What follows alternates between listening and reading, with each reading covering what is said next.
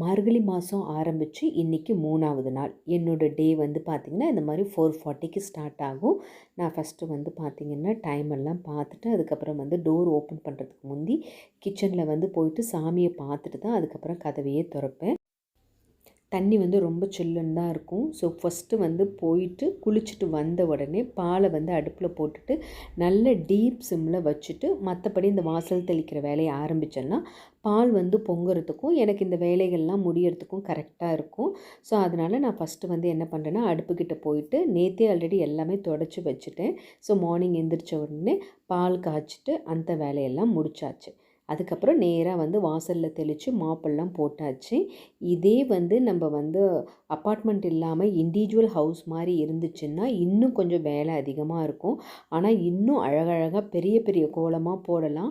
எனக்கு வந்து இருக்கிறது இந்த ரொம்ப சின்ன இடம்தான். இந்த இடத்துல தான் நான் வந்து கோலம் போட முடியும். ஸோ அதனால் எனக்கு இதுக்கு மேலே கொஞ்சம் பெருசாகவும் போடணுன்னா நின்றுட்டு போடுற அளவுக்கும் எனக்கு வசதி இல்லை. ஸோ அதனால் என்னால் முடிஞ்ச வரைக்கும் நான் வந்து போடுறேன். வாசலில் போடணுன்னா ஊர் பக்கம்லாம் வந்து பார்த்திங்கன்னா சாணி கரைச்சி போடுவாங்க. அப்படி இல்லைன்னா மஞ்சள் கரைச்சி போட்டுட்டு அதுக்கப்புறம் கோலம் போடுவாங்க. பட் இங்கே வந்து இந்த ஒயிட் கலர் டைல்ஸு இது மேலே ஹவுஸ் ஓனர் எதுவும் பண்ண முடியாது நம்ம. ஸோ அதனால் அப்பார்ட்மெண்ட் கல்ச்சரில் இருக்கிற எல்லாருக்குமே புரியும் அப்படின்னு நினைக்கிறேன். ஸோ சிம்பிளாக எங்கள் வீட்டு வாசலுக்கு மட்டும் பக்கத்து வீட்டுக்கு கூட டிஸ்டர்பன்ஸ் இல்லாத அளவுக்கு போட்டாகணும். ஏன்னா பக்கத்துலேயே வந்து எங்கள் கேட்டை வந்து திறந்த உடனே அதுக்கு அடுத்து ரைட் எடுக்கும்போது இன்னொரு வீடு இருக்கும். ஸோ அதனால் அந்த மாதிரியெல்லாம் நம்ம போட்டு டிஸ்டர்ப் பண்ண முடியாது. அதனால் யாருக்கும் டிஸ்டர்பன்ஸ் இல்லாமல் நம்மளோட நேரத்தையோ நம்மளோட நாளையோ சந்தோஷமாக கழிக்கணும் அப்படிங்கிறது தான் என்னோடய கான்செப்ட். ஸோ எனக்கு தெரிஞ்ச அளவுக்கு கோலத்தை போட்டுட்டு இந்த மாதிரி சிம்பிளாக அவுட்லைன் மாதிரியே கலர்ஸ் கொடுத்துட்டேன். இன்றைக்கி என்ன நைவேத்தியம் பண்ண போகிறேன், எப்படி போச்சு அப்படிங்கிறது எல்லாமே தான் இந்த வீடியோவில் நான் வந்து ஷேர் பண்ணுறேன். இன்றைக்கி மார்னிங் வந்து பார்த்திங்கன்னா பெருமாள் கோயிலுக்கு போகலாம் அப்படின்னு தான் நான் பிளான் பண்ணியிருக்கேன். ஸோ கோலம் போட்டுட்டு நான் வந்து நிலவாசப்படிக்கிட்ட வைப்பேன். பட் சரி இப்போ மார்கழி மாதம் அப்படிங்கிறனால கோலத்துக்கிட்ட வச்சா நல்லாயிருக்கும் அப்படின்னாங்க. அதே மாதிரி நான் கோவிலுக்கு போகும்போதெல்லாம் பார்த்தா கோலத்துக்கு நடுவில் தான் வச்சுருந்தாங்க.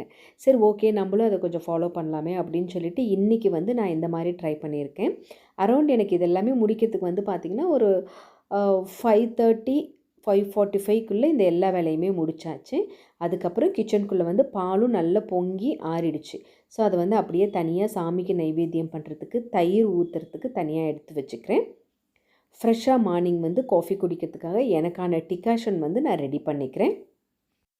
வெண்கலத்தில் டிகாஷன் போட்டோம்னா காஃபி ரொம்ப நல்லாயிருக்கும் அப்படின்னு சொல்லுவாங்க. பட் என்னால் வந்து அதை வந்து மெயின்டைன் பண்ண முடியாது அப்படிங்கிறதுனால நான் அதை பண்ணுறதில்ல. பட் எனக்கு சில்வர் ரொம்ப கன்வீனியண்ட்டாக இருக்குது அப்படிங்கிறதுனால இதையே யூஸ் பண்ணிக்கிறேன். இந்த காஃபி பவுடர் வந்து பார்த்திங்கன்னா ஊர்லேருந்து வாங்கிட்டு வர்றது. ஊரில் வந்து நல்ல ஃபைனாக வந்து உங்களுக்கு அரைச்சிருப்பாங்க. ஸோ உங்களுக்கு காஃபி டிகாஷன் வந்து பார்த்திங்கன்னா நல்ல திக்காக இறங்கும். பொதுவாக காஃபி டிகாஷன் போடும்போது சில ஃபில்டர் வந்து பார்த்திங்கன்னா ஹோல்ஸ் வந்து ரொம்ப பெருசாக இருக்கும். அப்போ அந்த காஃபி தூளோட பார்ட்டிகல்ஸ் வந்து காஃபிக்கு கீழே இருக்கும்போது குடிக்கிறதுக்கு ரொம்ப டிஸ்டர்பன்ஸாக இருக்கும். ஸோ அதனால் என்ன பண்ணணும் அப்படின்னிங்கன்னா ரொம்ப சின்னதாக ஃபைன் ஹோல்ஸ் இருக்கிற மாதிரியான ஃபில்டர் வந்து நீங்கள் செலக்ட் பண்ணிக்கணும். அதில் ஃபஸ்ட்டு காஃபி பவுடர் போட்டுட்டு அந்த மேலே வந்து அம்பர்லா மாதிரி ஒன்று கொடுத்துருக்காங்களே அதை வச்சு நல்லா ப்ரெஸ் பண்ணிவிட்டு நீங்கள் வந்து ஹாட் வாட்டர் ஊற்றிட்டு லைட்டாக டேப் பண்ணிங்கன்னா டிகாஷன்ஸ் வந்து கொஞ்சம் சீக்கிரம் இறங்கும். இல்லை உங்களுக்கு ரிலாக்ஸ்டாக காஃபி குடிக்கலாம் அப்படின்னு ஃபீல் பண்ணிங்கன்னா அப்படியே கூட விட்டுடலாம். பட் எனக்கு வந்து கொஞ்சம் இமீடியட்டாக காஃபி குடிக்கணும் அப்படிங்கிறனால நான் வந்து லைட்டாக டேப் பண்ணிக்கிறேன். அதுவும் மார்கழி மாதத்தில் ஏர்லி மார்னிங்கில் சில் வெதரில் இந்த ஹாட் ஃபில்டர் காஃபி குடிக்கிற ஒரு சுகமே ரொம்ப தனி தான். ஸோ அப்புறம் காஃபியை போட வந்து பார்த்திங்கன்னா கொஞ்சமாக விடிய ஆரம்பிச்சது. விடிஞ்ச உடனே கோலத்தை பார்க்குறதுக்கு இன்னும் அழகாக இருந்தது.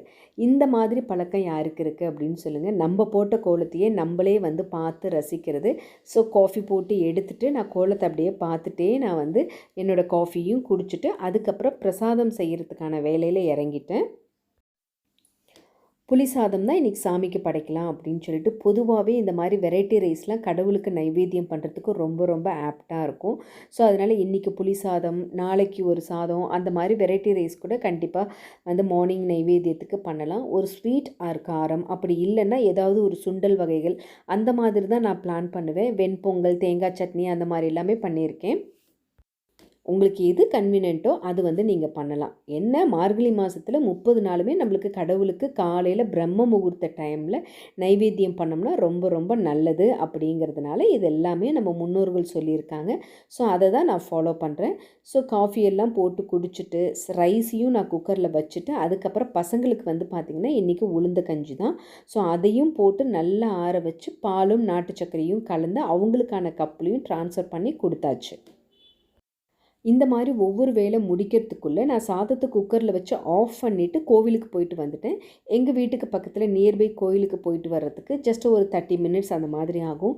போயிட்டு பிரகாரத்தெல்லாம் சுற்றி பார்த்துட்டு வர்றதுக்கும் வீட்டில் வந்து நைவேத்தியம் பண்ணுறதுக்கும் எனக்கு டைம் வந்து கரெக்டாக இருக்கும்.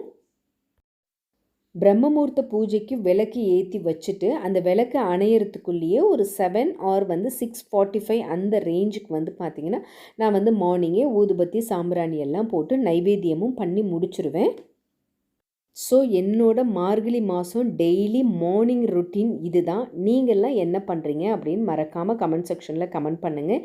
நாளைக்கு இதே மாதிரி ஒரு இன்ட்ரெஸ்டிங்கான vlog பிரசாதம் ரெசிபியோடு பார்க்கலாம். தேங்க்ஸ் ஃபார் வாட்சிங். See you again.